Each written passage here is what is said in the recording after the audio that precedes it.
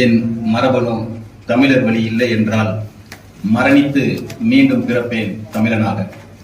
தமிழன் என்ற மார்தட்டி இங்க மலேசியாவில் வந்திருக்கோம்.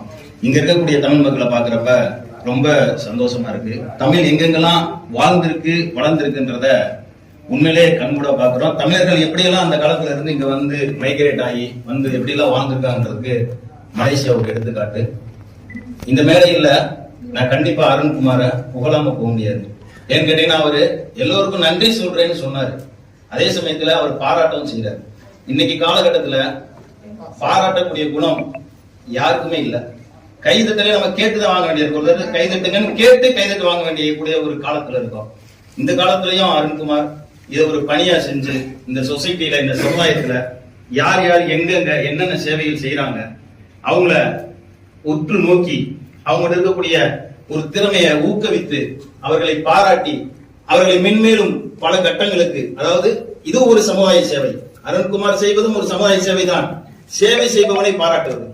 பொதுவாக நம்ம இந்தியன் நேஷனல் ஆர்மிய வடிவமைத்த சுபாஷ் சந்திர போஸ் ஒரு கேள்வி வைக்கிறாங்க.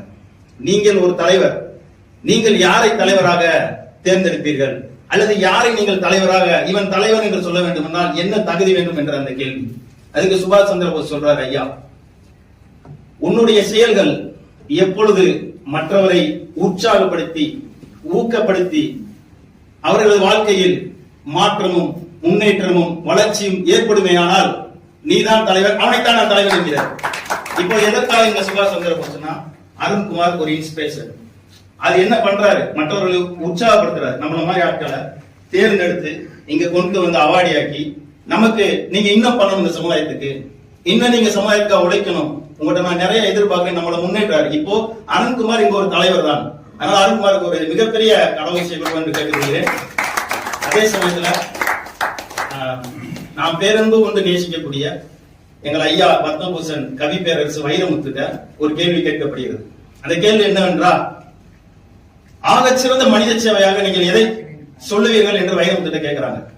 வைரமுத்து அதுக்கு பதில் சொல்றாரு, பொதுவா நம்ம என்ன சொல்லுவோம், கண் தானத்தை சொல்லலாம், ரத்த தானத்தை சொல்லலாம், உடல் தானத்தை சொல்லலாம். ஆனா வைரமுத்து என்ன சொல்றாருன்னா, அவர் பார்வையில் அவருடைய பார்வையில் இந்த உலகத்துக்கு என்ன சொல்ல வர்றாருன்னா, மருத்துவமனையில் ஒருத்தவன் நோயாளியாக படுத்துக் கொண்டிருக்கும் பொழுது அவன் உள்ளங்கையை எடுத்து உன் பெருவிரலை எடுத்து அவன் உள்ளங்கையில் நசுக்கி அவன் இளஞ்சூட்டை எடுத்து உள்வாங்கிக் கொண்டு சொல்ல வேண்டும், நீ மீண்டும் உயிர் தெழுவாய், இந்த நோய் சரியாகிவிடும், உன்னால் மீண்டும் இதே சமுதாயத்தில் உழைக்க முடியும், பிழைக்க முடியும் என்று வைரமுத்து சொல்கிறார்.